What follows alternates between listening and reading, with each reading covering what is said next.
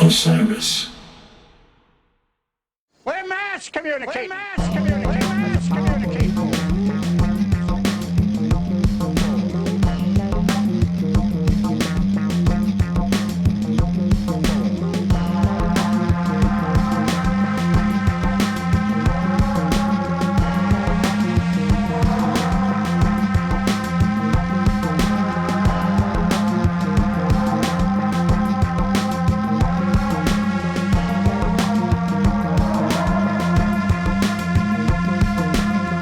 Welcome back to Touchdowns All Day. I am your host, Max Dawson, and if I sound a little hoarse, it is because I am, having just spent the weekend in Colorado at Dillon and the Mishawaka amphitheaters, having the time of my life. 3 amazing shows, and let's not forget the Fort Collins show that started out the run, especially that Munchkin sequence.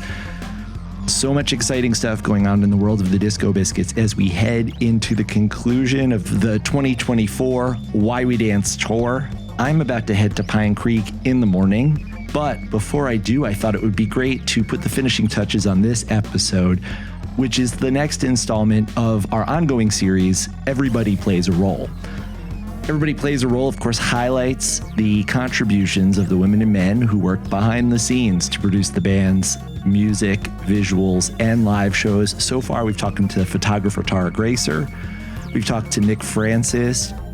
We've talked with bass and keyboard tech Ben Travers. And today, we will be sharing with you an interview with the man who kind of ties together much of the work being done by the rest of the crew. That is, of course, front of house engineer Rich Hartranft. Before we get to our interview with Rich, a few housekeeping notes. You know that Seabisco is on the horizon. Perhaps you've been hearing a certain sound effect summoning you to the port, summoning you to the ocean, summoning you to the sea. As we await the finalization of the itinerary and the lineup, I want everyone to head over to seabisco.tbits.me for more information and the opportunity to sign up to be amongst the first to secure priority access to pre-sale cabins. Also, make sure to head over to www.discobiscuits.com/shows for all the band's tour dates on their upcoming fall tour. Kicks off October 30th in Covington, Kentucky, before 3 nights at the Caverns for Halloween. We all know what goes on underground at the Caverns on Halloween weekend, so stay tuned for more information about that. But this tour is going to take the band all over the place through the month of November, leading up to 2 nights at the infamous Town Ballroom in Buffalo. We, of course, also have the New Year's Run, Fillmore, Philadelphia, December 30th and 31st. All ticketing information, including VIP tickets, available on the band's website. One last thing, please make sure you've subscribed to the podcast, left us a 5-star review, share an episode with a friend. Of course, we also want to hear from you directly. The Touchdowns All Day hotline, 424-666-SIYD. Number to call if you've got questions, feedback, a tour story you'd like to share, a segment you'd like to hear on an upcoming episode. You can also reach us on Instagram at Touchdowns All Day and on X at TDADBaby. Hoping to get Barbara on the show real soon to recap everything that's been going on in the last few weeks. The unbelievable shows in Grand Rapids and Chicago, of course, that Colorado run, and the Pine Creek run we're about to have. Until then, let's get to our interview with Disco Biscuits front of house engineer, Rich Hartranft.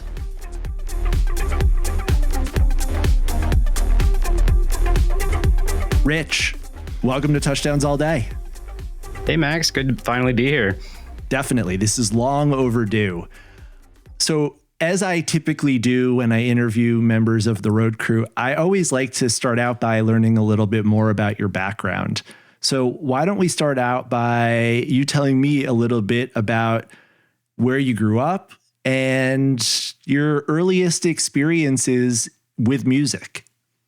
Cool. So I grew up pretty much in the same town as Ben, actually, Wilkes-Barre, Scranton area, a little town called Mountaintop.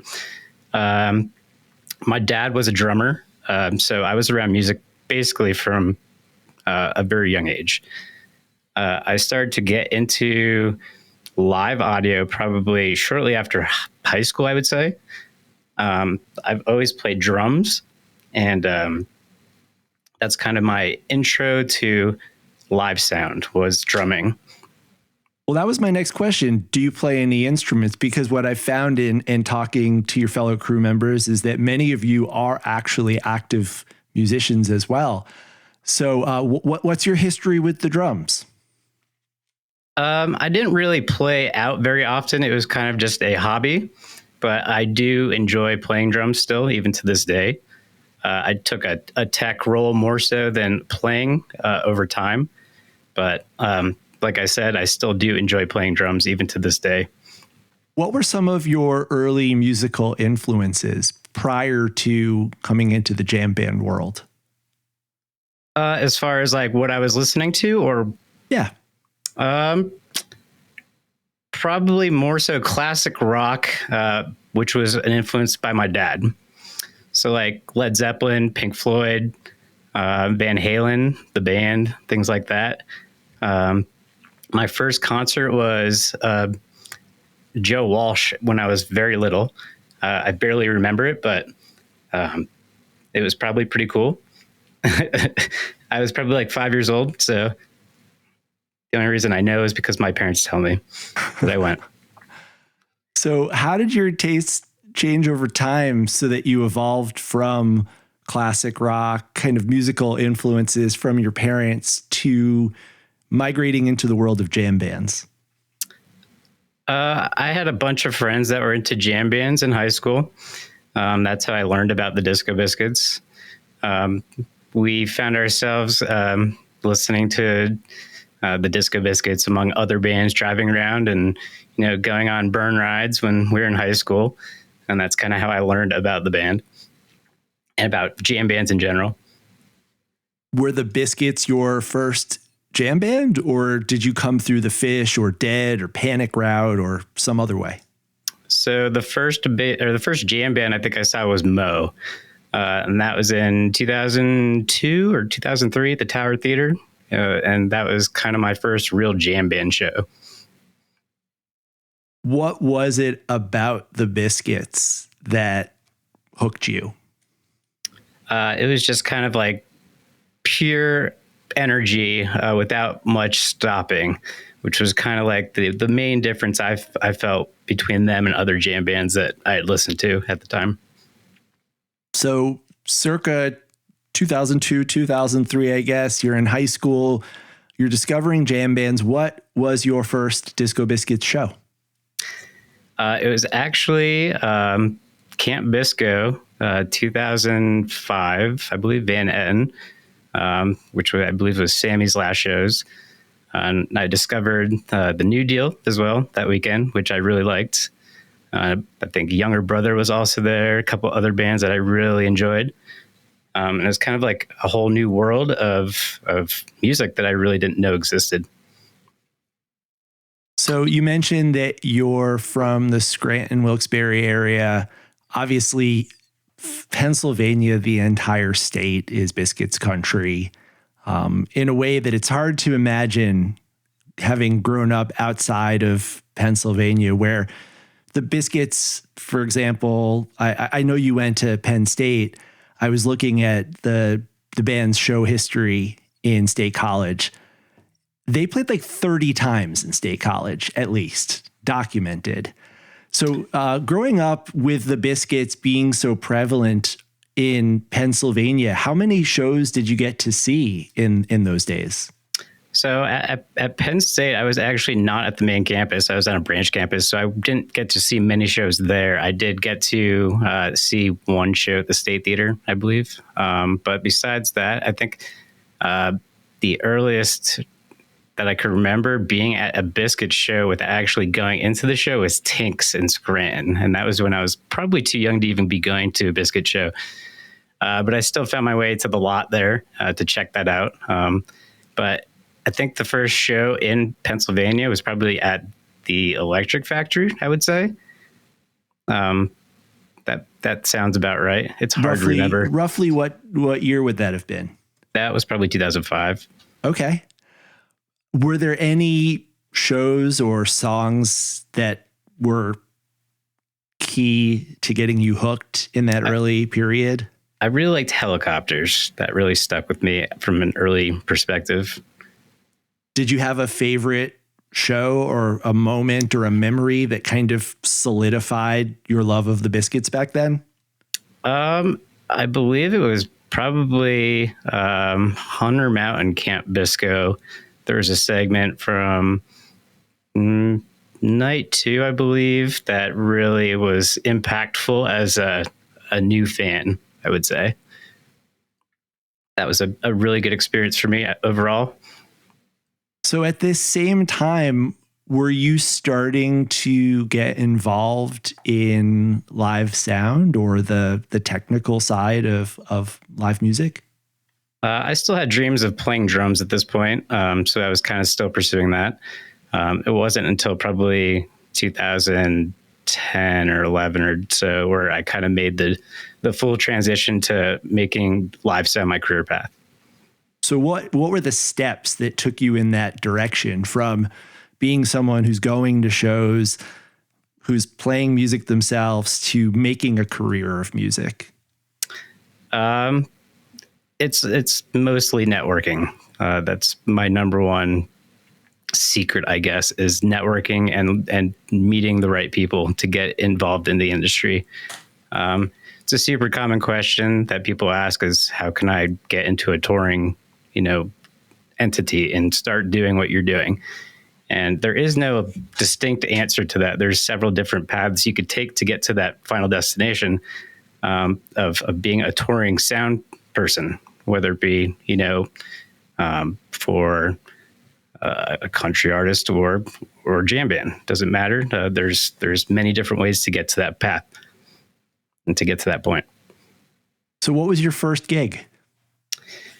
My first in-house gig was a place called Hardware Bar in Wilkes-Barre, Pennsylvania. And it was like a top 40 cover band type bar where, everyone knows all the tunes and it's the same music basically every week with different bands. What was your job? Oh, I was doing audio there. That was my first real audio gig. And I kind of just had to learn as I went because I had a basic understanding of signal flow, but that was about it. I kind of had to figure it out as I went. So any technical training, any college coursework or anything that was specifically geared toward putting you on this path? I did go after I left Penn State because I realized I didn't want to pursue what I was studying there. I did go to my local college just to do a recording arts program that they had there. And I learned a good amount of information about signal flow, which was enough to get started. And then from there, I kind of just taught myself to a certain point. So was there something specifically about front of house engineering that called to you? I was thinking about in getting ready for today. It's really only, I think, in the jam band world where the front of house engineer is a known person who's considered a member of the band. I couldn't tell you who the Eagles front of house engineer was, or even the Stones, but obviously Bear and Dan Healy and Paul Languedoc and, throughout the Biscuits history, John Lesser was the original Fifth Biscuit. There's something about jam bands and front of house engineering where it is thought of on the level almost of the core band members. And I'm wondering, what was it that you were drawn to about that role in your period where you were just starting to make this transition? I kind of just like all things audio, more so than just the front of house position, I would say.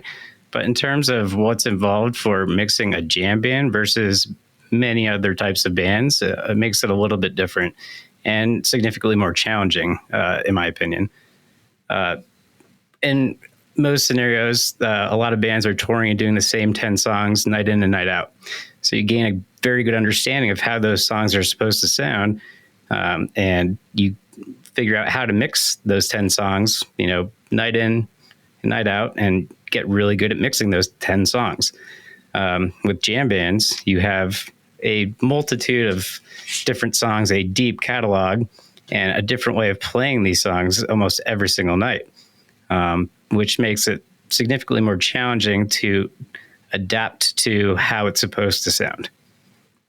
And one of the main factors is every night we're in a different room, which is a different acoustic space, which has a different PA, which, makes it a very challenging scenario to replicate the show and be as consistent as possible.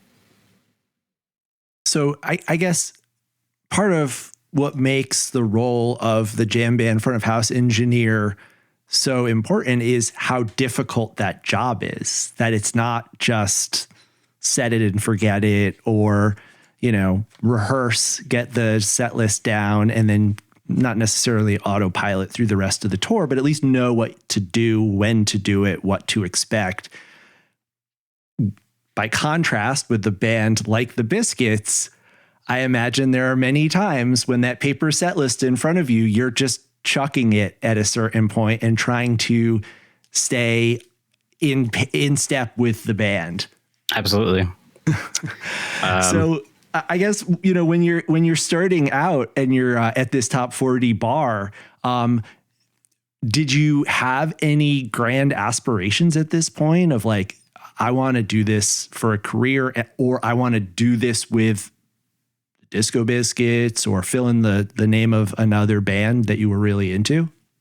Yeah, I mean, I enjoy every band that I work for in their own individual ways. That's usually why I'll take the gigs, because I have an interest in taking the gig. But they all are very different from one another, and they all have their different, styles of mixing that sometimes is completely different from one another. But being able to adapt from genre to genre is a part of what helps me, get gigs, in my opinion. So where did you head from that first gig? What was the next step in the process? Funny enough, it was actually River Street Jazz Cafe with Ben. Okay, I was going to say, did you and Ben ever cross paths during these trajectories that took you from Pennsylvania to the Disco Biscuits? We did. We first met in Wilkes-Barre. I don't exactly remember. I think he came over to my apartment at one point to hang out. And besides that, it was just the Jazz Cafe that we knew each other from in the very beginning. Amazing. So were you doing front of house at the Jazz Cafe? Yeah, we were both audio people there. There is only a front of house there. There is no monitor console. So it's all things audio in a small club like that. So it's a good learning experience to kind of, get a feel for a larger touring band that was coming through there versus, the hardware bar, which was just some local guys that were coming in and playing.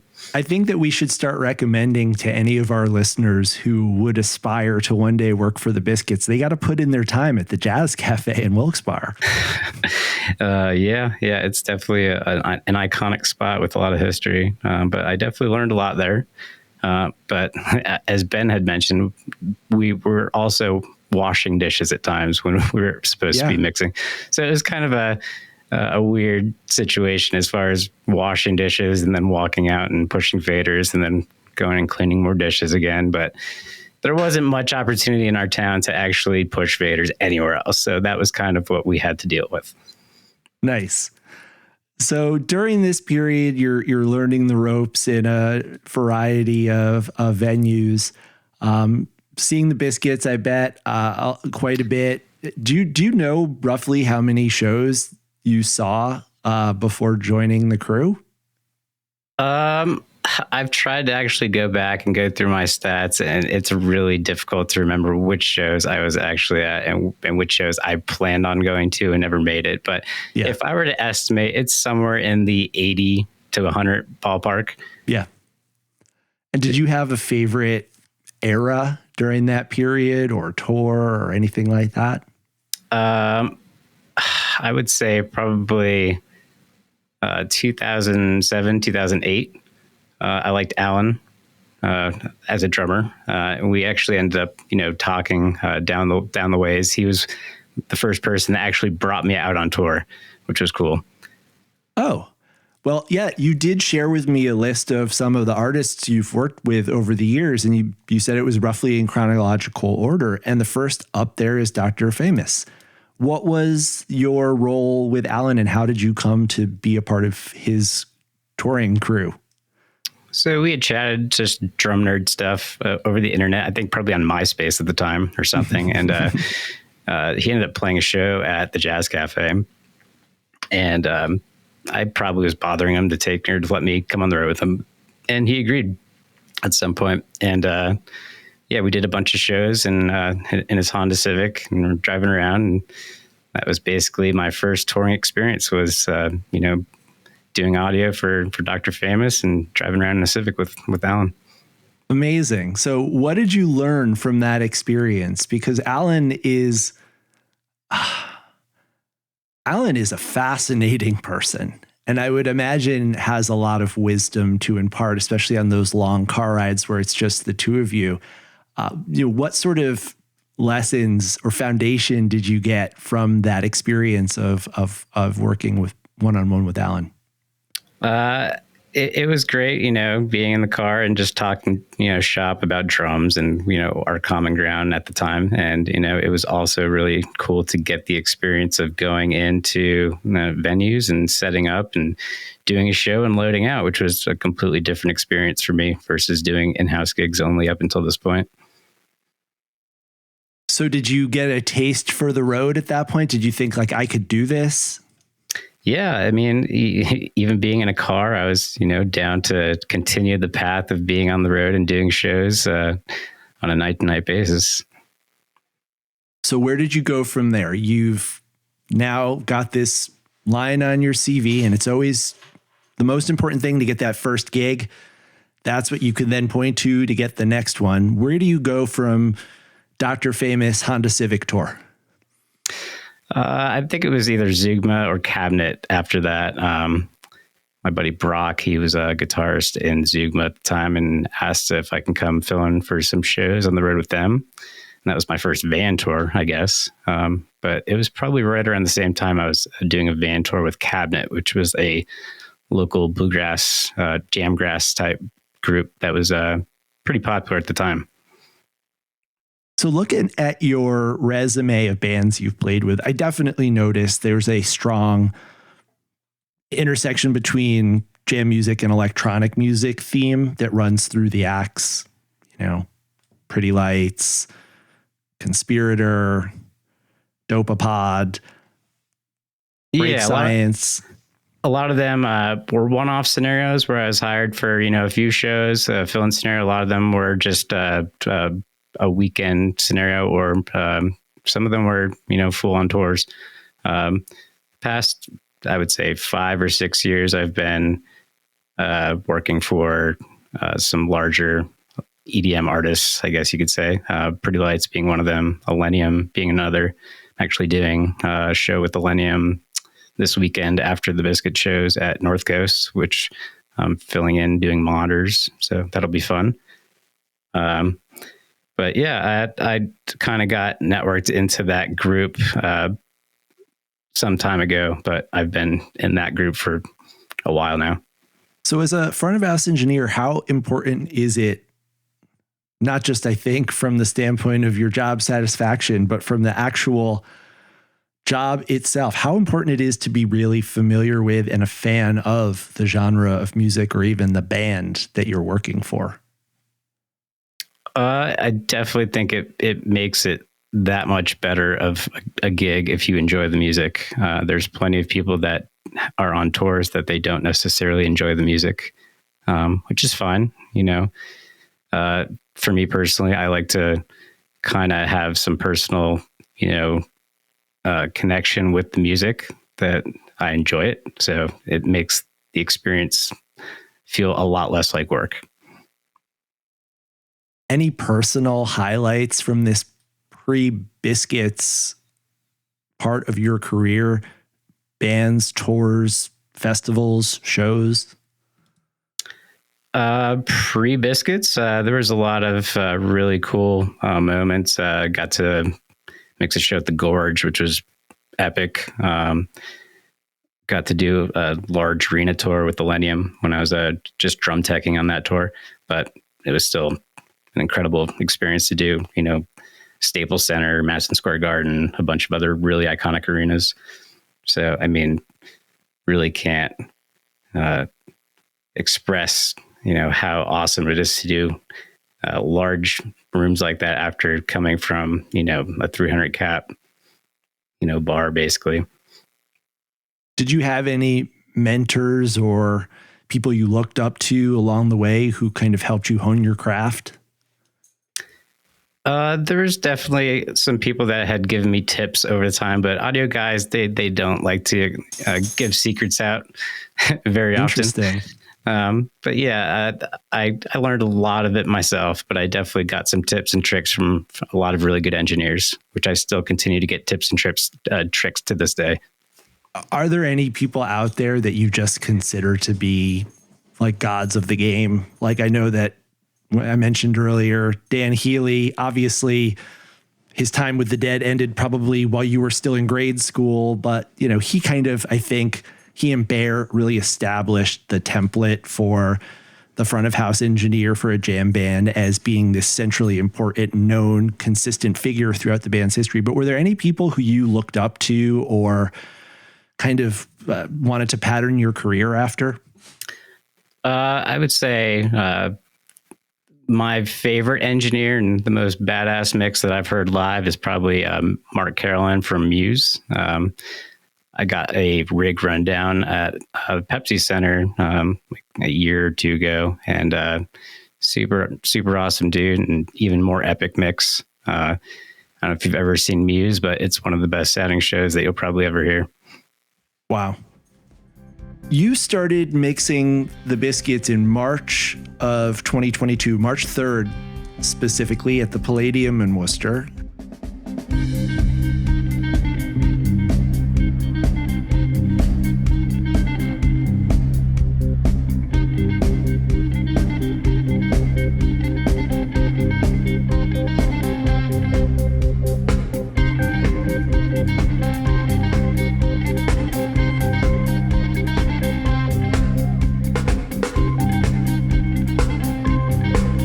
How did you end up landing the gig? There was a period where I thought I was going to get the gig, and it didn't really end up happening until a year later. The previous engineer that was at front of house did not work out, and I got the call early in 2022 to take over in March, and that's kind of how it came into fruition. So was that in the big sense sort of tied to your history with Alan, or had you worked with other band members or with the band itself in the intervening years? I had done some Electron runs in Colorado before, which I don't think I even mentioned in that list. But yeah, there was definitely a connection between me and Mark specifically, I would say, and Alan, obviously. But that was pretty much it. That was kind of my two ways into the organization, I suppose. Yeah. And I guess I skipped over some of the items in your CV. You moved to Colorado and you were at New Conscious, right? Yeah. So New Conscious happened right at basically the point of the pandemic happening. Okay. Good timing. And yeah. So that's kind of how I fell into that role, is because I had nothing else to do. And we all needed a place to create and do live streams and, have a place for people to play. So we started doing live streams there, and we built basically a control room that was, capable of doing live streams. And we had a stage with 4 or 5 camera setup, really badass light rig, full backline. And we did shows out of New Conscious during the pandemic for months until we were actually allowed a crowd. And then once once we're actually able to have an audience, we started letting people in by however many they were allowing at the time, which I think was like 50 or something. And then eventually NewCon just became an actual venue and opened up. And right when that happened was basically when I kind of parted ways and let them do their thing. And I remember Mark playing some DJ Brownie sets there pretty early on. So there's definitely that tie between that venue and the Biscuits. Are you the connective tissue? So Kurt is friends with Mark, but yeah, I kind of helped make the connection, I suppose, to getting the shows to happen to some degree. All right, so let's take it back to March 2022 when you joined the band. You joined the crew as front of house engineer at a time when the live sound situation was quite challenging. There were issues with the room mix. There were issues with individual instruments. There were issues with recordings. And you came on and triaged the situation and started really rapidly making a very positive impact.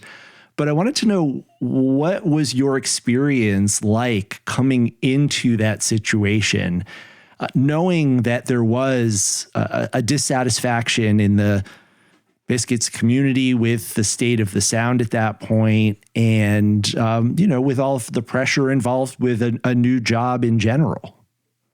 It was definitely a little nerve-wracking for sure. It was definitely, the largest gig I've taken on at that point, probably. And the Biscuits, they're a pretty challenging band to mix just because of the material. And I do enjoy a challenge, so it kind of fit the bill for something that I can find enjoyable. When I first started building my file, I kind of just wanted to be very conservative on how I built the file. I just wanted things to, sound correct without really getting into detail of tonality. And when designing a show file, you have to kind of take into consideration how the room's going to sound, how the recording is going to sound, as well as the stream feed. And balancing all three of those with, one console is probably the most challenging part about building a show file for a band like the Disco Biscuits, or any jam band for that matter. Can you help define that term show file? Because I think I know what you mean, but I don't know confidently enough. So for my audio console, it's just a file that's developed over time, just like you would with a lighting console, that, you have different EQs for different channels. You have different compressors on different channels. You have just different variables and tools that you're using, and it takes time to dial in. I used multi-track file stems to initially build my file, which gets you pretty close, but to actually build upon that, it takes time. And we don't really do rehearsal dates very often. So instead of being able to refine my file during rehearsals, it's kind of on the fly throughout tour. And it's taken a pretty long ways to get where it's at now. I think I have like 70 active plugins in my show file currently. But yeah, it's a lot of work to get a file to translate correctly in both the live scenario in-house and for the recording and for the live stream, because there are three different mixes technically. So the file, I'm thinking of it almost as a set of like presets for each channel, just kind of baselines that you can start out with and iterate from. Yeah. So without getting too crazy into it, it's essentially just presets for each individual input, and whether it be hi-hat or snare or tom mic or whatever it is, they all have their individual processing going on to make them sound as best as possible. And so I know that each room has its own PA, but do you travel with your own board? We do. We travel with our own control package, and we use two Digico consoles. The band has used Digico for a very long time, long before I was ever working for the band. They're great sounding desks. They do require a lot of work to get them to a point of sounding very good, though. So, as I mentioned, you came on at this moment where the band is sort of returning to touring in a more dedicated way than they have quite a long time. There's been challenges with live sound. There's a ton of new material that's being developed and cycled in. This is sort of in the months leading up to the beginning of the debuts of the Revolution in Motion material, but you're getting like the kind of Neo Tractor Beam, like Lakeshore Drive, Evolve, M1 stuff. What was like the first flag in the sand that you planted? Like, what was the first thing that you did in order to, apart from developing your show file, but like a specific modification or change that you knew that you needed to make in order to start to get the band back on track in terms of their live sound? I definitely changed just about every mic on stage at this point. Okay, so the actual, like, the make and model of the mic. Yeah, I changed pretty much every mic that was being used to better improved mics to my liking. And also changing the audio system from 48K to 96 was a drastic improvement in quality. And I think that didn't happen until about early 2023, if I'm not mistaken, was that transition point. But yeah, there was a couple things that had happened over the course of the past 2 years that have had noticeable differences in both the recordings and live mix, in my opinion. Oh yeah, definitely. So because I know that part of our Touchdowns All Day audience is made up of gearheads who always are going to want more and more specific, concrete, technical information. Can you talk about some of the mics that you swapped in for some of the particular applications on stage and maybe how they more accurately reflected what needed to happen for those particular sounds? Yeah, absolutely. Most of the mics that I picked were to reject better. And when I say reject, I mean the surrounding noise that you do not want the mic to pick up. Having isolation on stage is, in my opinion, a foundation to building a really good mix. And when you leave open mics open, you're picking up a bunch of ambient noise that doesn't necessarily sound good and creates a noise floor within the mix that is not as clean as having different dynamics to create more space by having better mics. Gotcha. So there's a company called DPA. We first used DPA mics in Iceland, and I kind of fell in love with them. So I kind of went out and I bought 2 sets of DPA mics, one for overheads, and then the other set was for ambient mics. And I thought just changing to those mics alone just cleaned up the entire drum mix, and the space in the recording with the ambient mics was much more noticeable, I thought. Beyond that, there's also these SE Neve-based transformer condenser mics that are in John's ISO cab. And I think those also made a really big difference on John's tone.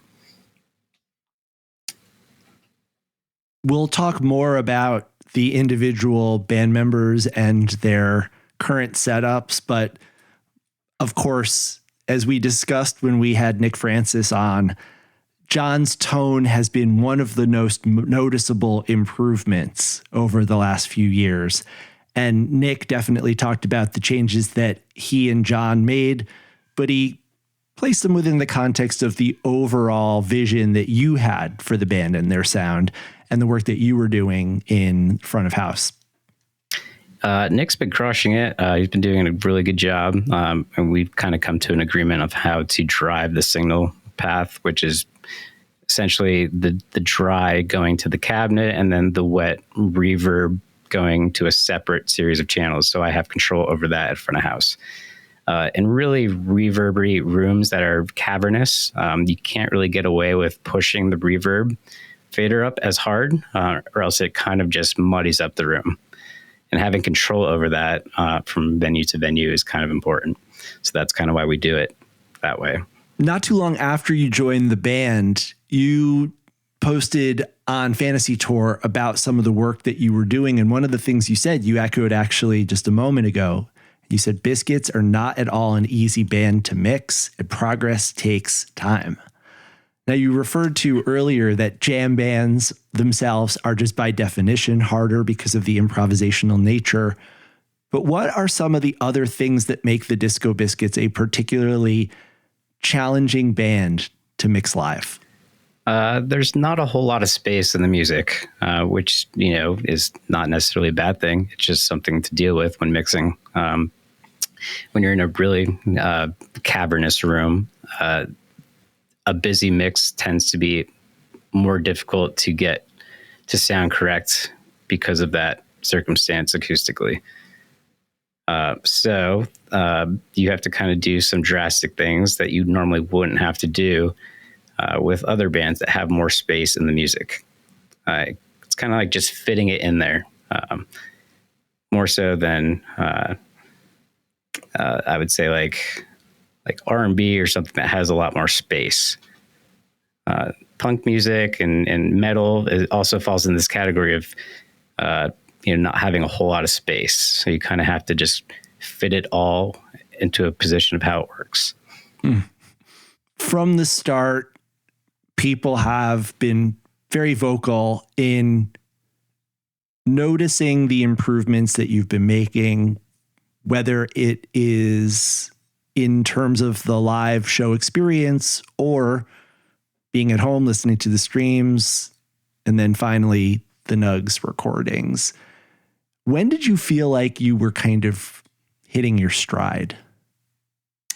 I kind of always am beating myself up about recordings and listening to nuances and then trying to, improve upon things that I'm not happy with. And that's always just going to be a constant struggle. I feel like I'll never be 100% satisfied with the recordings. And that's just who I am personally. I'm always going to be critical against my work to some degree, because if not, I'm never going to improve otherwise. So it's good to have that mentality, I think. Did you have any moments early on, though, where you felt like, you know what? I think I got this. Yeah, I mean, I even listening back to the very first recording from the Worcester show that I mixed, and then versus, a most recent recording at Elements or something, and just hear, how far the file has come from there to now, with, everything else that has gone on in between, such as gear, new gear and new microphones and all of that. But it's definitely progressed in a very good amount of, in a good direction for a very short amount of time. Yeah. Describe to us a day in the life of the Disco Biscuits front of house engineer when you're on the road. On a show day? Yeah, like describe a show day, and let's say like a tour show day, not a festival where you're coming in and setting up on a really abbreviated timeline and might not have a sound check, but you're heading into Grand Rapids and then Chicago this weekend. Describe to us like your typical day when you and the crew set up in a new venue. So the first day of a run is usually a little bit more hectic than any other day, because we get our rental gear back, and sometimes it requires a little bit more to reconfigure it back to how we use the gear. So once we know all of our stuff is there and working correctly, it's a pretty easy day from that point forward. Everyone on stage is building while I'm building it front of house. We generally have about 3 or 4 hours before we actually have to line check. So it's a good amount of time to build our stuff pretty stress-free. Once I'm built, I usually will go and tune the PA. and get the PA tonally as close to how I want it as possible, given the circumstances of what the PA type is and the deployment of the PA and how the room sounds. Once I'm at a point where I feel like the PA is as good as it's going to be, I'll do a virtual sound check. And that's just taking the previous show and playing back the individual channels that I've recorded through my desk, through all of the channels processing, to get as close to possible of listening to what the band would sound like on stage without them actually being on stage. How do you work with the rest of the crew on a day-to-day basis, but also in the big picture? Like, and the band rehearses, do you ever get Nick and Ben and Amin and Brian together and you guys like plot out how you're going to handle a tour or a show or some new material from a technical standpoint? There's not a whole lot of that so much as we talk about any issues that have arose that we need to address. If there's anything new, it's really kind of between all the techs and their respective artists, more so than me or Brian. If any of the band has anything that me and Brian are going to need to know about, they'll come and tell us. But generally, it's usually between the techs and the artists for the most part. Okay. So with the introduction of so much new material over the last few years, how has that changed or impacted your job? So with any new material, you have to kind of figure out a way to approach mixing the new material without, having any preconceived notion of how it's supposed to sound. And then kind of just building upon what you think it's supposed to sound like live, because, that is a little bit different than how it is in a record. Is it something that you ever talk to the individual band members about when they bring new material to the stage? Like, does John share with you a demo or give you any kind of instruction like this on this song, we're going to drop out here and it's going to be really quiet, and or then the dynamics are going to be like this, or there's going to be Magner's going to be using an arpeggiator. So we like, is there any kind of just like game plan that they give you or help you form? Not so much. They kind of, I feel like, have a trust with my ear as far as how things are supposed to sound. Usually it's kind of a watching film type scenario when we're all listening back to the recordings. And if there's something that's not sitting well, then we can have a discussion about it and figure out the best means to get it to, where we all feel like it's supposed to be. And that's kind of been the whole building and development of the show file over time, is listening back to the recordings and building upon them. So about the show file, is it pretty much just sort of set for the show, or does it have subsettings for specific songs? What you're talking about is snapshots, and jam bands really aren't the type of bands that use snapshots that well, just because there is so much variation from how they're going to play songs. Mm-hmm. And you can do some snapshot stuff, but you really can't get into great detail like you could with like a pop tour with playback, where, like I was discussing before, it's like the same 10 songs being played every single night. Yeah. That being said, the file is pretty much as is. It doesn't really change anymore. The only things that change from show to show is the tuning of the PA for the most part, and maybe some channel stuff with like drums. If there's been a little bit of different tuning with the drums, I might have to adjust some of the EQ or thresholds for compressors on the drums. But for the most part, the file doesn't change anymore. And the only things that change is the tuning of the room from day to day. Okay.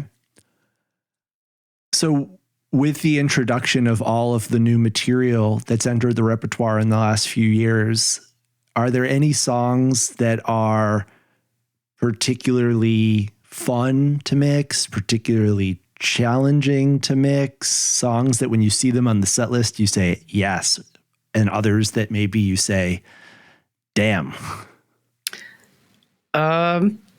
There's a few that are definitely more challenging to mix than others, and they're generally songs that have intricate vocal parts, especially when it's a busy section of music with singing on top of it and trying to fit that into this space, this imaginary space. What's an example of a song that's got intricate vocals over a busy composed section? Mostly it's when Mark is singing, typically, just because Mark sings pretty light now. Yes. And he is right next to the drum kit. So when he's not singing loud, it's picking up a lot of the drums. So that's usually the most challenging part is getting the isolation during vocal parts when there is a lot of stuff going on stage. What strategies do you use in those situations? There's a couple of plugins I use. I tried using a couple of pieces of outboard gear early on that weren't as effective of the plugin chains that I use now, which essentially are acting as an expander to kind of minimize the amount of drum bleed that's going into the vocal mics. So you mentioned vocals being one of the more challenging aspects. Vocals have, to put it in the kindest terms possible, always been the Biscuits' biggest challenge. That said, there has been a very noticeable improvement, and there is a sort of like demarcation being the Austin shows, where I feel like fans have started to notice the vocals sounding better than they maybe ever have. And especially that fall tour, I was amazed by Mark in particular. There was a Rainbow song that tour, and I texted him after the show and I said, Mark, this is the first time in 26 years of seeing you that you actually got Rainbow song right. What have you been doing? What's responsible for the change? It's a combination of things, but a lot of it has to do with the deep thought system that John has implemented, which not to go into super great detail with it, but it helps a lot with pitch. It's definitely a noticeable change that for the better, in my opinion. Which helps keep consistency at front of house for me much more manageable. Is Deep Thought just like an internal code name, or is that a product or a software package or something? It's just a secret code name for the unit that they've come up with. Okay. So Deep Thought definitely has had a noticeable impact. And what's really interesting is, to my ears at least, I don't feel like I'm hearing processed audio. I'm just hearing singers who are singing the correct notes. Yeah.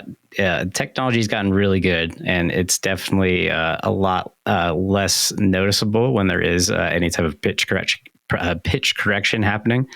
But it's not, uncommon for these rigs to be deployed. Almost every tour has some sort of pitch correction rig out there now. It's just kind of common practice.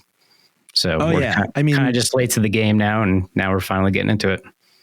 This is, I know that there's sometimes a kind of purist mentality amongst fans of certain genres of music, but the reality is that most professional touring acts, regardless of the genre, just like they use amplifiers and pedals and plugins, use some sort of pitch correction and vocal processing tools. Oh, absolutely. That's no different than, the mountains of outboard gear that are being used on massive arena tours around the world. It's strange. Do you have a thought of why people are so prickly about that type of process? No one would ever complain that a guitar player isn't actually playing their guitar. They're playing it through a pedal, or they're using distortion or overdrive or something like that. We love that. That becomes part of the the artistry of a particular instrumentalist. But yet people tend to become very sensitive and somewhat combative when the subject of vocal processing comes up. Any thoughts from your professional perspective or just as a music listener why that's the case? Yeah, I'm not really sure. I feel like anyone that's a super purist like that definitely doesn't understand what's all going on in the backgrounds of every major tour out there. There's very few tours out there where there's no processing going on whatsoever. There's always going to be some degree of processing, whether it be full-on pitch correction or a series of preamps and compressors that the vocal chain is running through. But if you're talking about just a pure natural vocal raw off of the preamp, very few singers just sound good right out the gate like that. So in addition to pitch correction, I feel like there's definitely also just more presence to the vocals. I don't know if that's from sort of like multi-tracking or whatever it would be, where you're kind of doubling or enhancing or beefing up the vocals, or if it's from the microphone selection or your show file. Are there any other things apart from deep thought and the pitch correction that we can point to that are helping to play a role in creating much more just like clear and compelling vocal performances from the band on a nightly basis?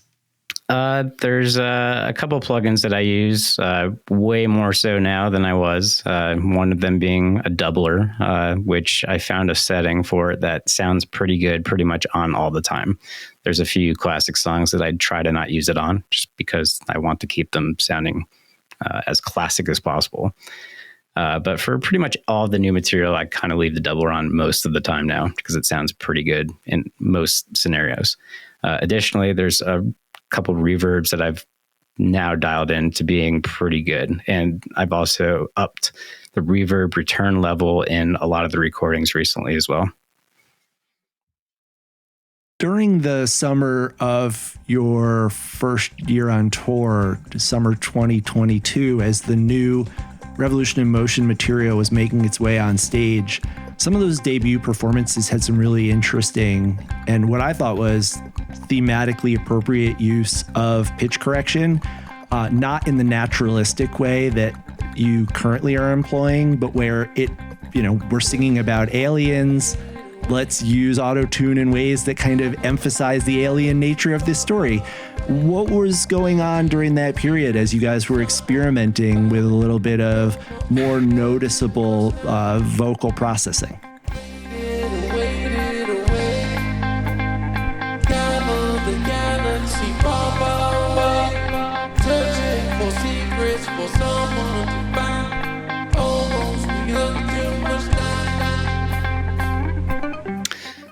So when all that was happening, that was a vocal pedal that John and Aaron were using that me and Brian pretty much hated. Didn't love it at all. It's not a great sounding pedal. When you introduce a not great piece of electronics into a signal chain, it's just not going to sound good. You're adding gain staging that shouldn't be there. You're adding conversion that shouldn't be there. It's just usually not the move in this particular circumstance. So we kind of fought it for a while until we came up with a better solution, which is kind of where we're currently at now, which I think is a much better solution. Gotcha. Around. Okay. So it's interesting because I thought, it's clearly that they're trying to sound like aliens as opposed to it's just not great tech. Yeah. I mean, there's probably better vocal processors out there, but that was not one of them. Gotcha. Yeah. I thought we might be able to go around the stage and talk about each band member and the ins and outs of mixing them, building on some of the things we learned, for example, when talking to Ben and Nick.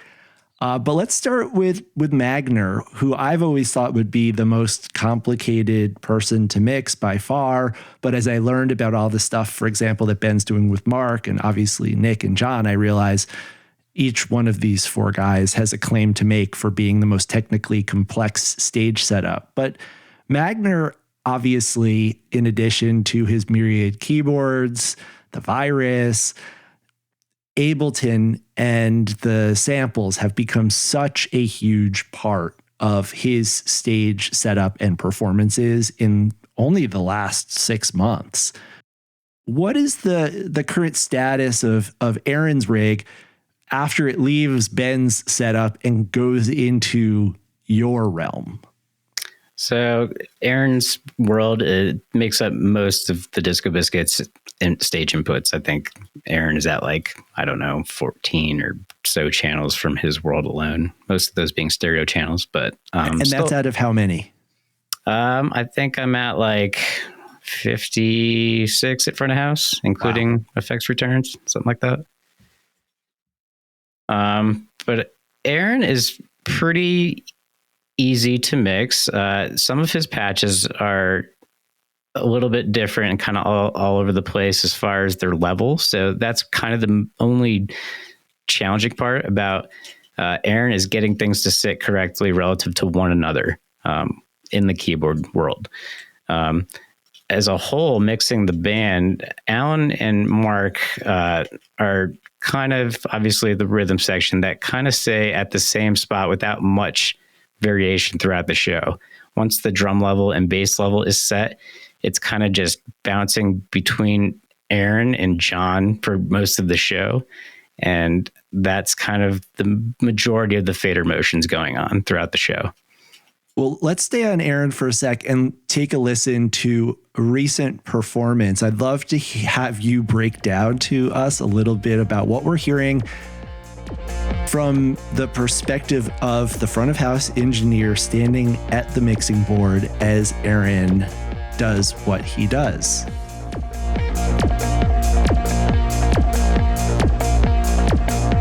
And this is, of course, the Abyss from the Elements Festival, August 11th, 2024.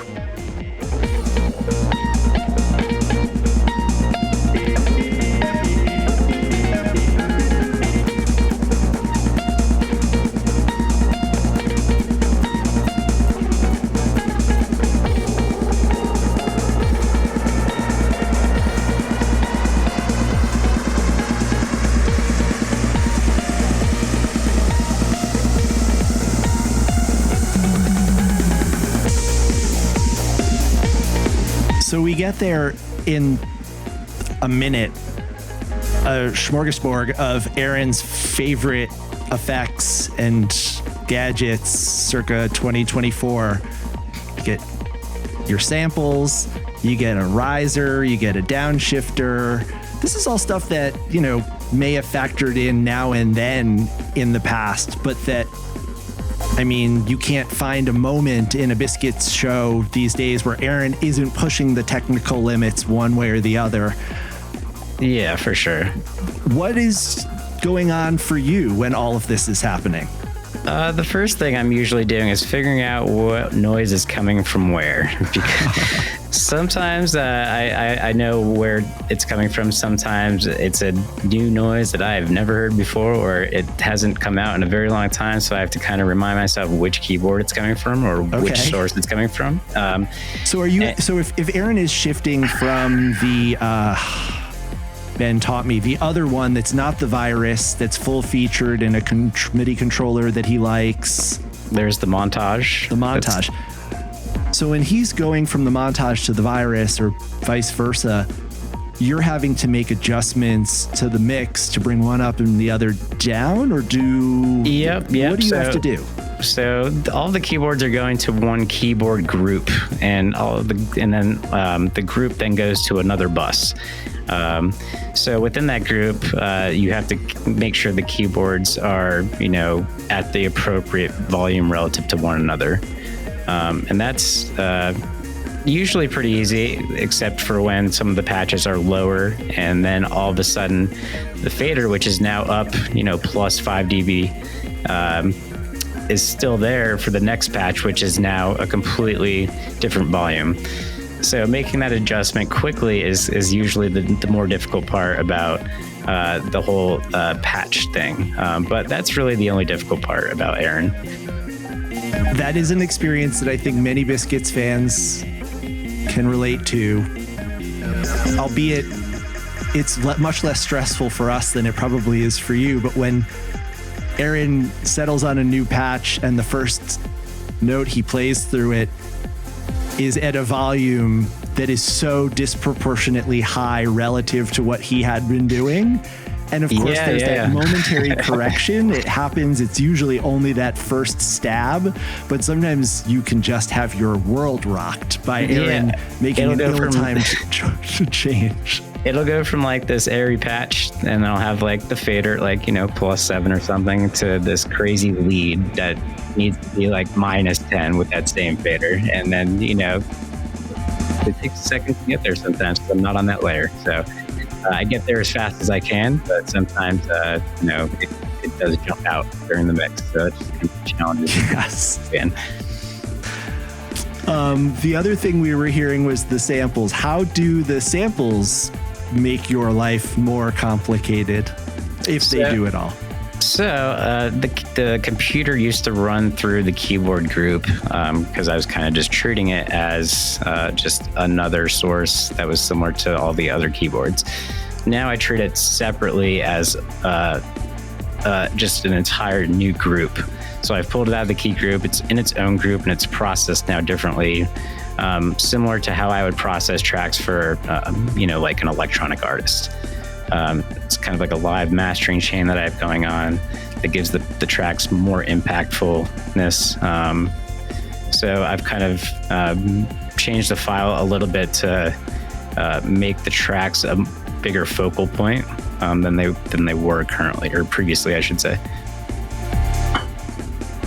Aaron mentioned to me after that show that he feared that his cue track actually went out over the PA while he was getting the Spangle DMT sample ready to drop. Did that actually happen? Because to me, it sounded particularly well placed. It sounded fine to me, but I think he thinks that the cue track went out, which it could have, but that's within the Ableton session. So I'm pretty sure they have a toggle so that the cue can go out of the main mix or not out of the main mix. And it may have been toggled incorrectly for a split second, but it wasn't very noticeable if it did happen. So he has that control on his end where he can temporarily just isolate what he's only going to hear versus what goes to you? Yep. I believe that's how they have it set up currently. Okay. Yes, I'm starting to piece together through all these separate conversations with you and your fellow colleagues the degree to which the band members can kind of go rogue and freelance on some things with their specific guys versus the stuff that you ultimately have control over. Yeah, I mean, they have free reign creatively, and then I'm really just there to make them sound their best at front of house and mix it to what I perceive as correctly and for others to enjoy.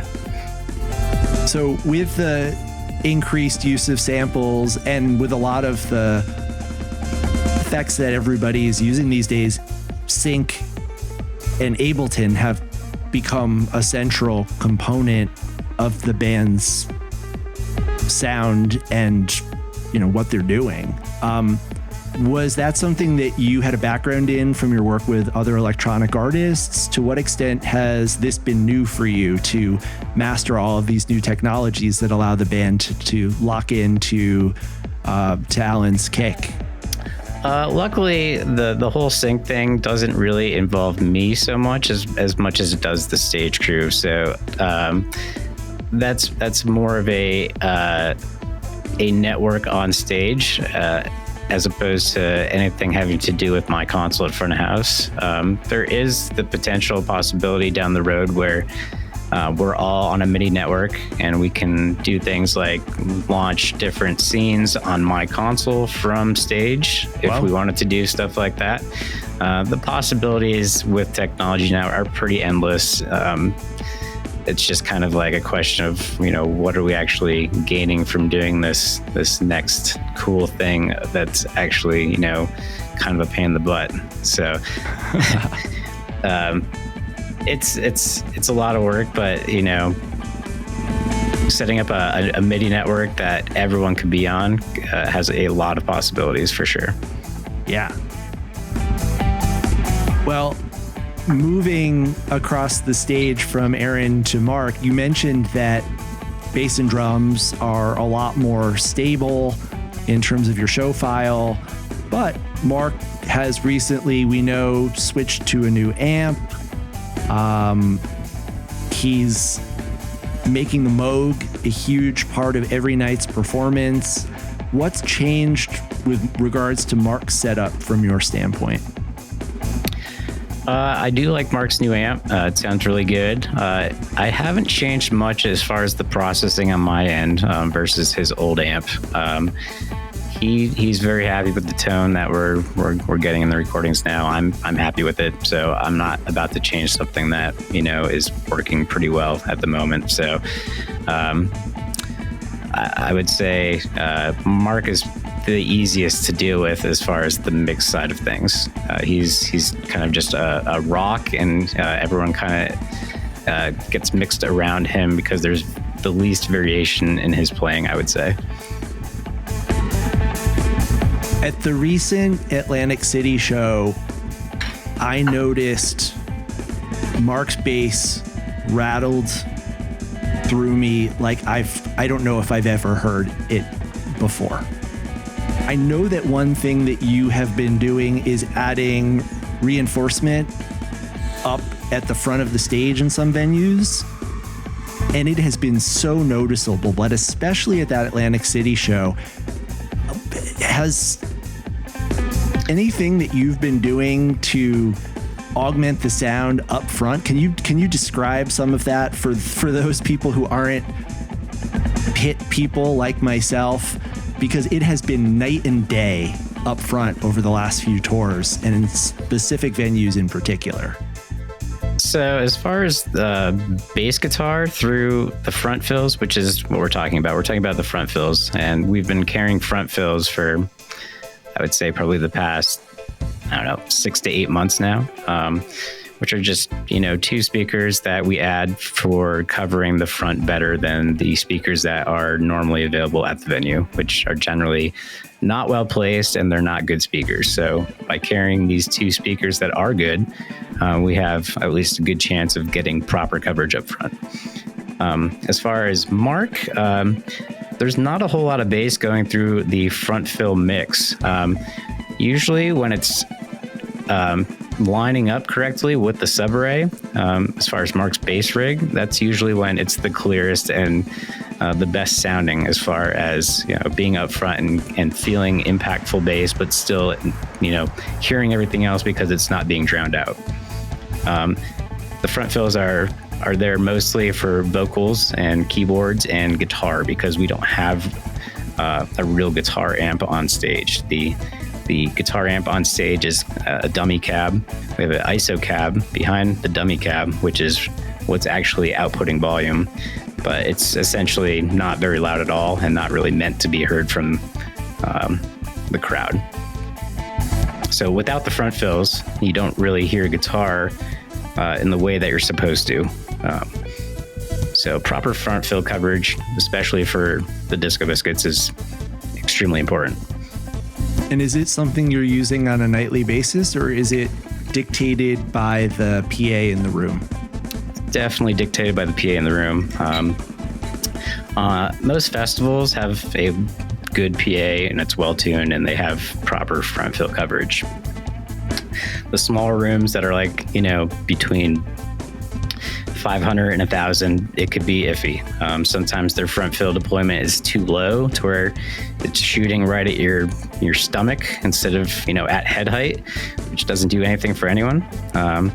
So if the deployment's bad or if the speakers aren't big enough, we'll use the front fills that we carry on the truck. If the PA is good and if the front fills don't need to be supplemented, then we'll just roll with the house rig. Gotcha.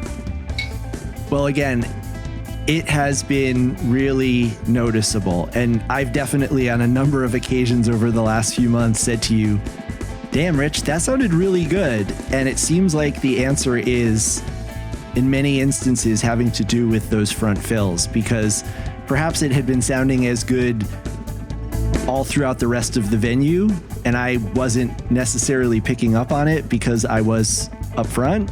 But up front now, the compromises, the oral compromises that you sometimes make to be in the pit and to have that energy are suddenly not an issue anymore. You can have as good sound as you might have in the sweet spot by the board or in the balcony or wherever it is that the room is tuned to up front. And that is definitely improving a lot of people's live show experiences.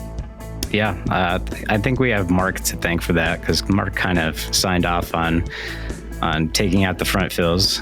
So we kind of have him to thank for that. Amazing. Yeah.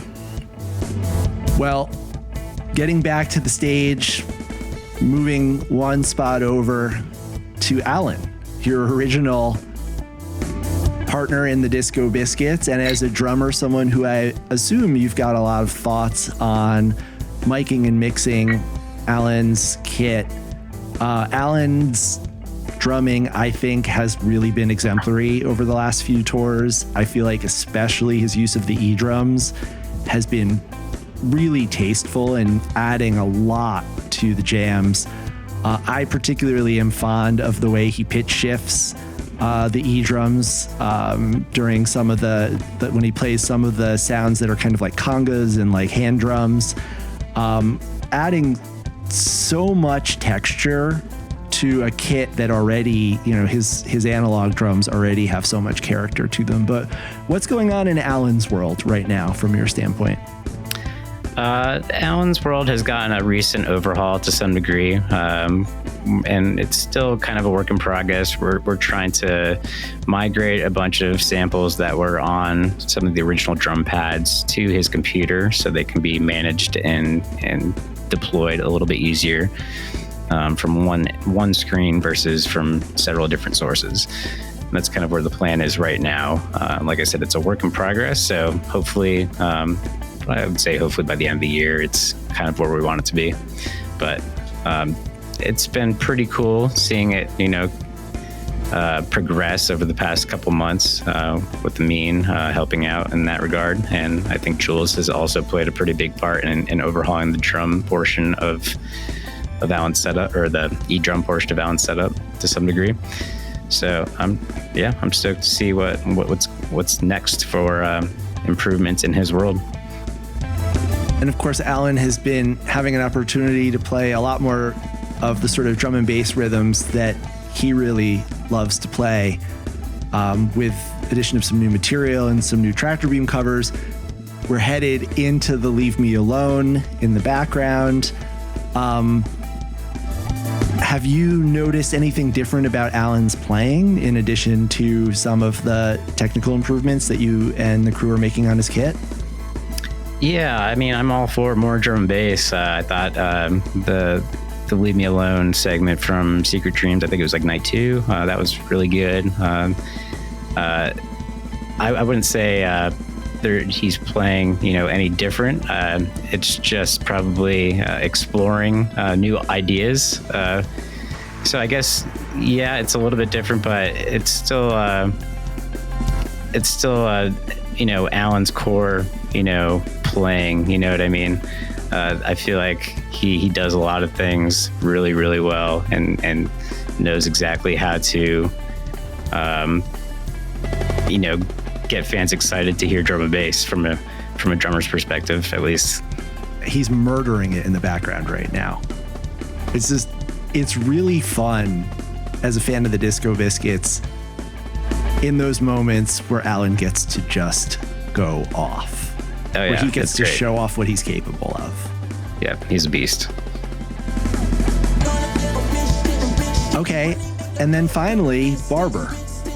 Barber's tone was probably the number one complaint that people had during the period where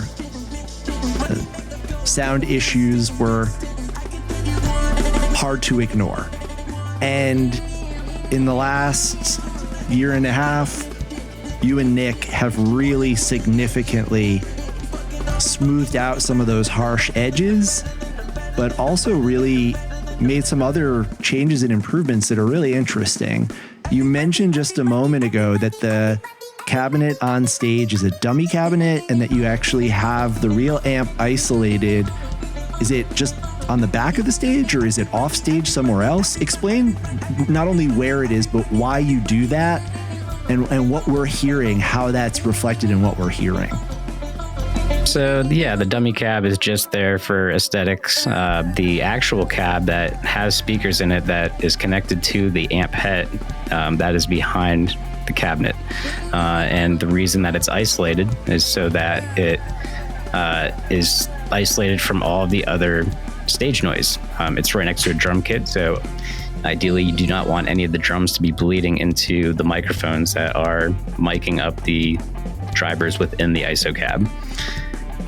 The microphones that I have inside of the ISO cab are condenser mics, so they naturally will pick up a lot of ambient noise. So by them being inside of an enclosure, it has a way better chance of only picking up the guitar drivers, which is by design.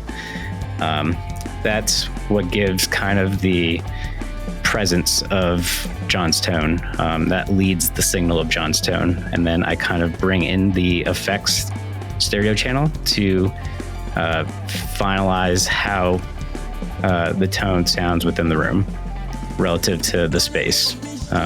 Like I was saying before, a more challenging space that is cavernous and has more reverberation, my effects channel will be lower in the mix than a drier room. If it's a drier room, all of my effects returns are generally hotter.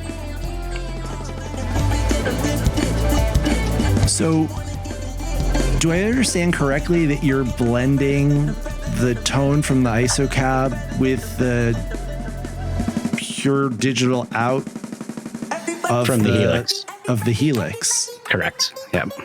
And is there like, and what you're describing based on the room, does that refer to sort of like the recipe, the mixture, the proportion of the Fuchs to the Helix, or?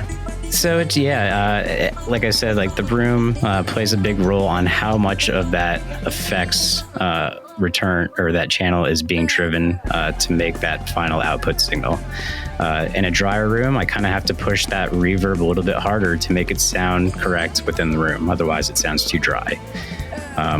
But in certain spaces that are very cavernous and large, you don't need to push that effects return that much. But you kind of have to take into consideration the recording as well. So there's also, that to take into consideration, and there is usually compromise as a result. John has been cycling through a lot of different instruments lately. Does the guitar that John's playing impact how you create his sound and mix him? Not a whole lot changes from guitar to guitar. They all sound pretty good through the chain that I have going on. If I wanted to go in depth and create a preset for each guitar, I probably could, but I haven't found it necessary yet. Do you have a personal favorite of John's instruments? I do like the Gibson, but I do like the Becker as well. Interesting. Yeah. Well, we're hearing now, obviously, the Leave Me Alone segment from the Elements Festival. Leave Me Alone, of course, having been spawned from the Biscoland Tractor Beam performance. I want to talk a little bit about Tractor Beam for a while. Tractor Beam is an unpredictable and evolving beast every time the band gets out there in the Tractor Beam setting. They do something new that changes up their sound and that usually has lasting ripples through the Disco Biscuits performances that follow. And I remember at the Fox on Super Bowl Sunday watching you and the crew setting the stage up and working with the individual band members for that first performance of the current iteration of Tractor Beam. And you guys were literally working the room up until the moment fans started walking in. John has been adamant about Tractor Beam being all about no mics on stage, using Allen Z drums exclusively. And I'd like to know, what's it like for you what is the experience of mixing Tractor Beam like compared to mixing the Disco Biscuits? It's definitely different and definitely a different approach to get really just the E drums to sound as good as they could sound, because there's just something about E drums that aren't super natural sounding, which is fine for Tractor Beam, but still it kind of has to sound good still. And I think the last Tractor Beam show sounded pretty good, but I still, in my opinion, think a lot of these songs sound better with acoustic drums to some degree. Maybe not the entire time, but at least throughout the set. All E drums, I don't necessarily love, but it is a cool concept for sure. I definitely noticed the drums at the Biscoland Tractor Beam set sounding a little more robust than the Fox show. Part of that might have to do with the actual kit that Alan was playing. I think that he had mentioned on the show that he had his eye on a different kit for Biscoland. Was there anything that you changed between Fox and Biscoland Tractor Beam shows that might have resulted in some of the differences we were hearing? It was a different kit. Sonically, though, it shouldn't have had that much of a difference. Samples wise, I'm pretty sure there was different samples used, or a couple new samples used. The E-drum kit is okay in that it gives multiple outputs instead of just a bus stereo output with all of the individual components of the drum kit. So I at least have control over kick and snare and, the toms independently, which is better than nothing, but still not a whole lot of control at front of house. Gotcha. So I thought I would allow some of the Touchdowns All Day listeners to submit some questions for you, and they didn't disappoint. I'll start out with a question from our friend Sean Beef Gruchik. He wants to know, what is your favorite and least favorite venue to mix? My favorite indoor venue is probably Mission Ballroom. It really kind of sets the standard for, in my opinion, how every new venue should be built. They put equal amount of money into the treatment of the room as they do the PA, which every new venue should do as a standard. Other than that, the Eastern, the Palace Theater, also a good sounding room. Electric Factory was actually surprisingly a really good sounding room this last time around. They did a lot of updates to that room, and the PA in there is killer now. As far as outdoor spots, probably Red Rocks still. Not jaded yet, but I've definitely done a lot of Red Rock shows now.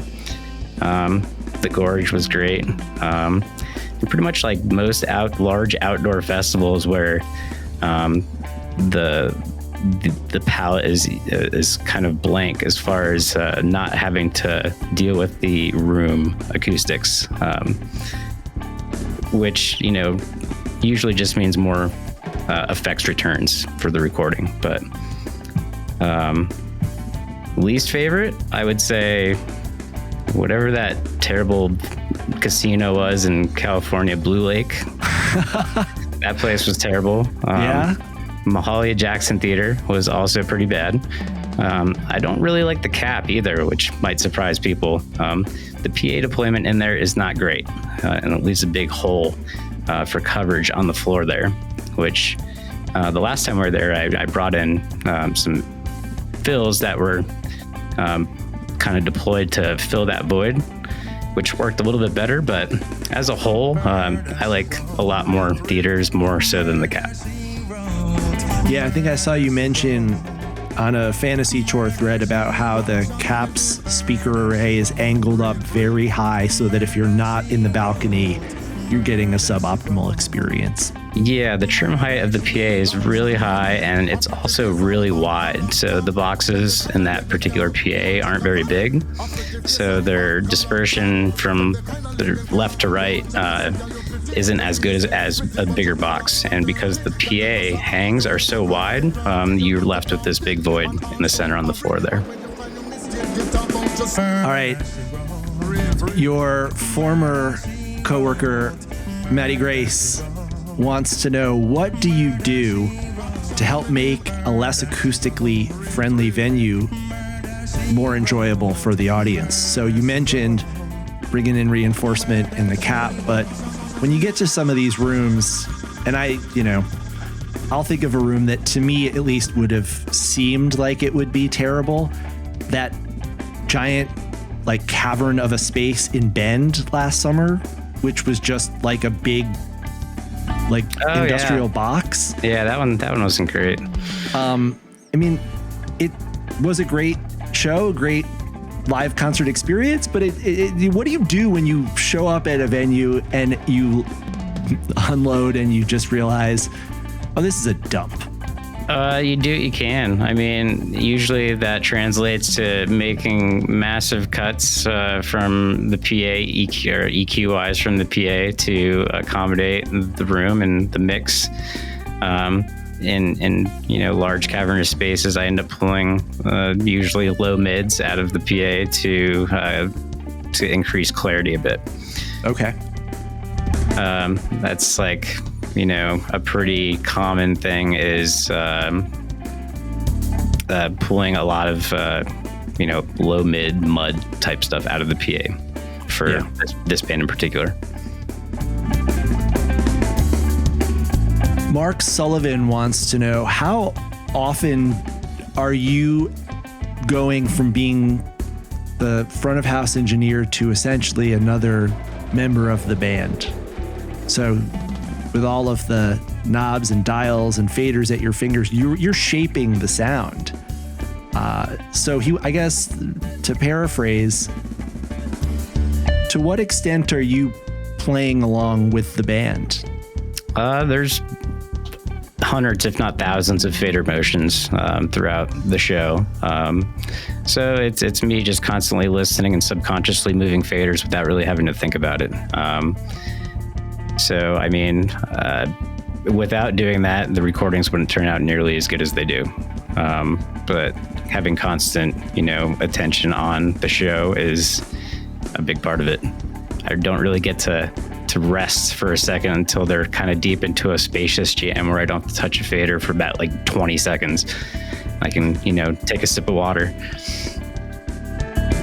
Are there any songs, though, that you feel like very much you get to showcase your chops on? A lot of the new material is kind of in line with the type of material or the type of stuff that I like mixing, which is really, bass heavy, impactful type tracks. So the space opera stuff and even post space opera stuff has been really good at kind of getting those chops out, I guess. Mixing, bands like the Floozies and stuff, it's kind of a similar mentality, mixed style-wise, as far as impactfulness towards the audience. Along those lines, Jake Cantor wants to know, do you have a favorite of the new songs? You already mentioned your love of Helicopters. He also wants to know if you have a favorite classic Biscuits song. As far as like classic, define it any way you'd like. I like a bunch of the classic stuff, but I don't think I really have a favorite. I'm more of a fan of some of a lot of the newer material. As far as like the new stuff, the Deal is probably my favorite. I like mixing the Deal a lot. Viral Exchange is also really good. Yeah, a lot of them are definitely, on point with the type of music that I like to mix. And both of the songs that you mentioned have real dynamics, like very quiet, delicate parts. Yeah. And then, full on stadium sing along stomp fests. Yeah, absolutely. Is that more exciting for you than a song like maybe like a Ring the Doorbell? Well, I guess Ring the Doorbell Twice has its dropouts and breakdowns, but some of the new songs are pretty much unrelenting, like high energy the entire time, versus songs that have these ups and downs, quiet and loud, and the variance of a Firewall Exchange or the deal. Yeah, songs with dynamics like that are definitely more fun to mix, and it definitely keeps you on your toes. Chris Woody asks, can you tell us a little bit about your responsibilities and experiences at MSG last night and the not so obvious differences of running sound for an arena versus theaters? Were you at MSG last night? So I was actually at MSG this past weekend with this artist, two friends. I was not at front of house. I was actually mixing monitors, which is something I don't normally do very often, but I guess I take monitor gigs when they're at MSG. The hardest part about that particular gig was the RF frequency coordination for all of the wireless stuff. Being in a big city, there's a lot of RF that you kind of have to navigate around, but that was probably the hardest part about that particular gig. There was a drum line which was made up of 9 drummers. There was also guest vocalists and a guest sax player that came out. But besides that, it was a pretty straightforward show, and it went really well. Speaking of guests, when the Biscuits bring someone else out on stage to play with them, what sort of preparation do you have for that? And what do you do to actually get yourself set up to handle another musician? It depends on how much preparation is put into the sit-in, I guess. So if the guest is there for sound check, then it generally will go a lot smoother rather than a throw and go scenario where they're coming out blindly, which has definitely happened before, which isn't ideal, but you kind of just have to do what you got to do. Brian Dewey asks, what is the weirdest sound experience you've ever had?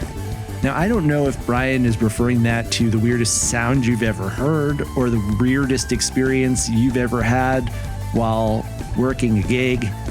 But maybe share with us a story. You can interpret that question however you like. Shrek Rave.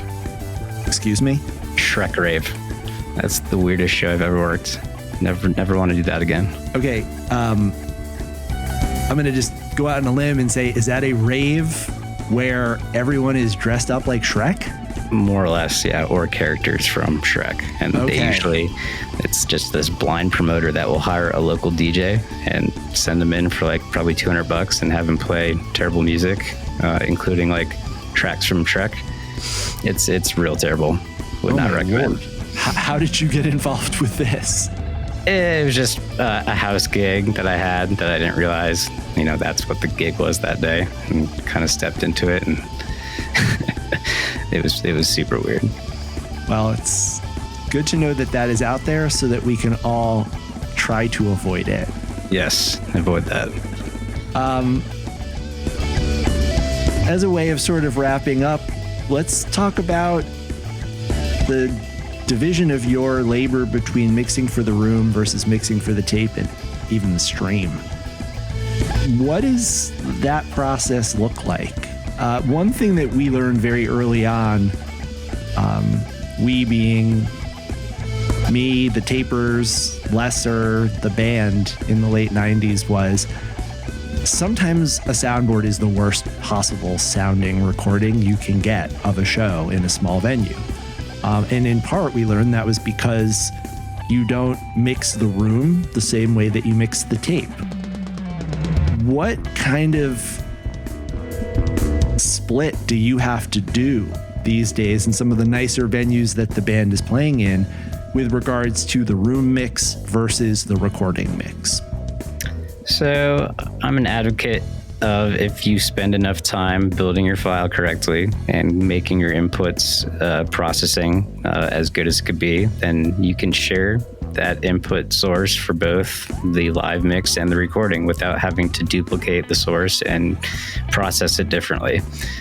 As far as what is being fed to the left-right mix versus the recording mix versus the stream mix, the the processing for the inputs doesn't change from that side of things, but the levels going into those respective buses does change to some degree. And it's usually like 1 or 2 dB here, 1 or 2 dB here, but it usually is like the guitar group going to the record bus is down 2 dB relative to the main left-right bus for the PA, which is at unity. So it's just these little adjustments that I've made over time by listening back to the recordings that set the levels correctly relative to the front of house mix. But it's still all relative to my fader position and my fader motions. Gotcha. So what's the division of labor between you and Rich Steele? So I'll send Rich the 2-track of the record bus that goes to my main recording machine, in addition to the 2-track file of the ambient mics. The ambient mics being on the downstage edge that pick up, the crowd. Mm-hmm. He'll blend in the ambient mics with the 2-track and cut it up and master it and upload it. And that's usually done in 2 to 3 hours after the show, if we're able to get good Wi-Fi and I'm able to get the show up quickly. And are you recording on a hard disk based recorder at this point, or?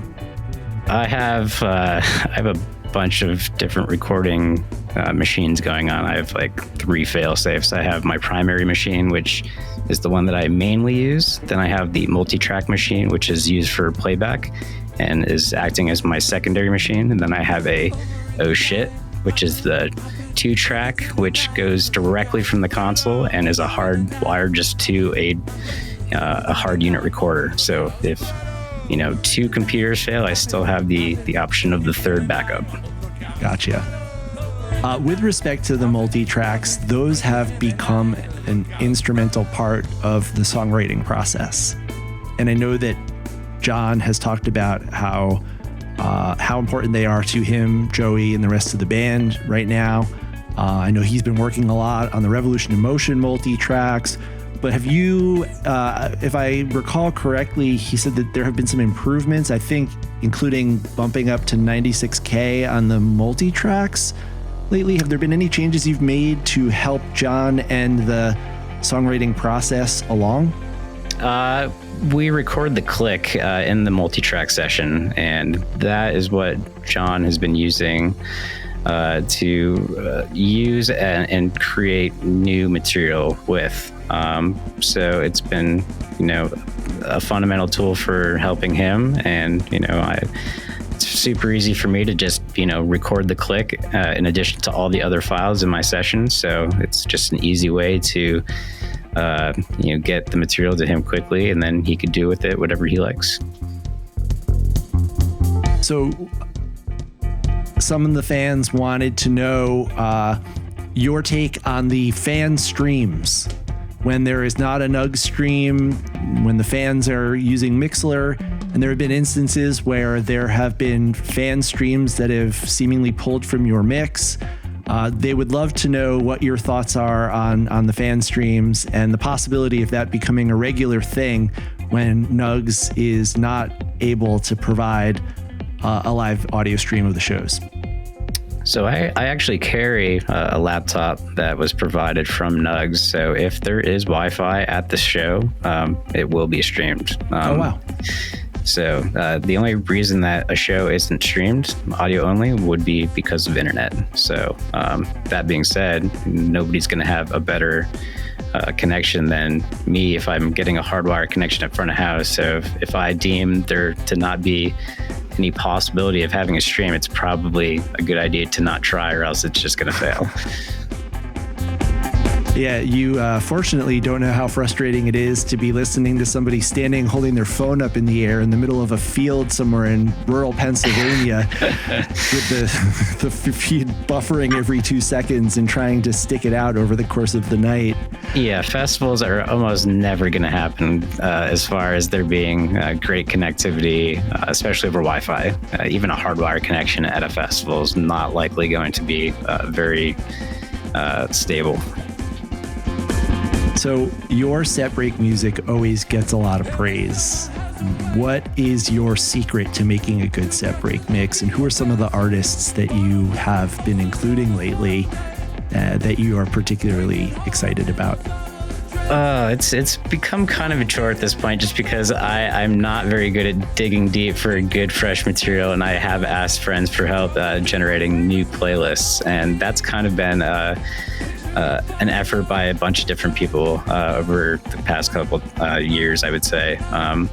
But I do, have, a bunch of playlists that I've been rotating through. I do need to make some new ones, I think. But I've just been trying to keep it, not stale. That's really the best way to describe it. But I try to, put a good amount of time into the set list music, but at the same time, I don't have a whole lot of time to dedicate towards making new playlists, unfortunately.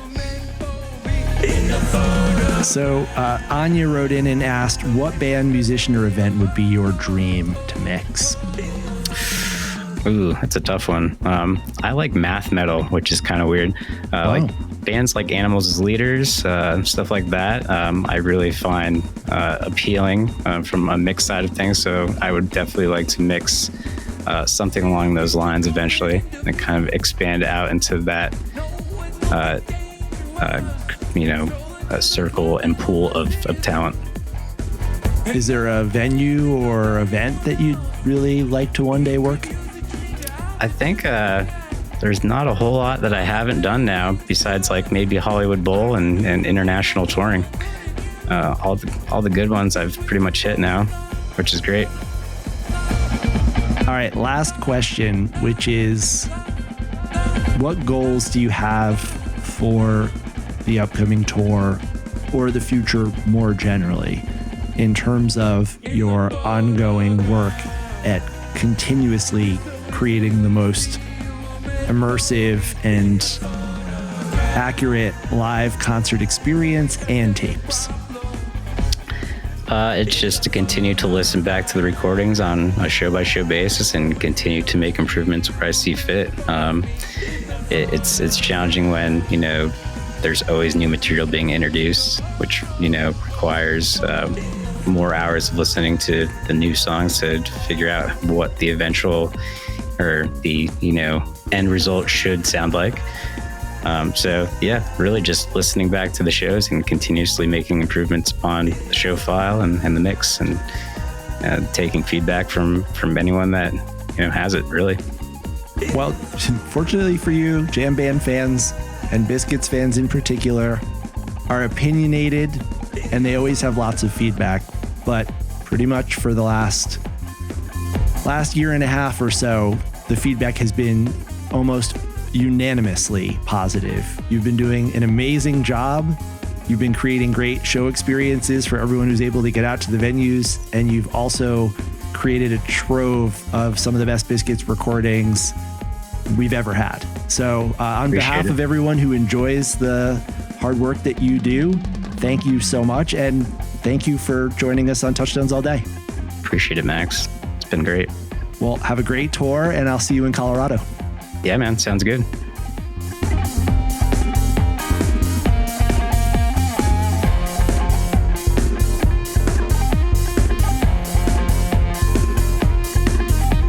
Many thanks to Rich for taking time out to talk with us on the pod. I've got a flight to catch in the morning. Before I do, let me remind you that Touchdowns All Day is an Osiris Media production. And this episode was written, produced, and edited by me, Max Dawson, and was mixed and mastered by Matt Dwyer at Osiris Media. You can check us out on the web at www.touchdownsallday.com and use the hashtag TouchdownsAllDay on all social platforms.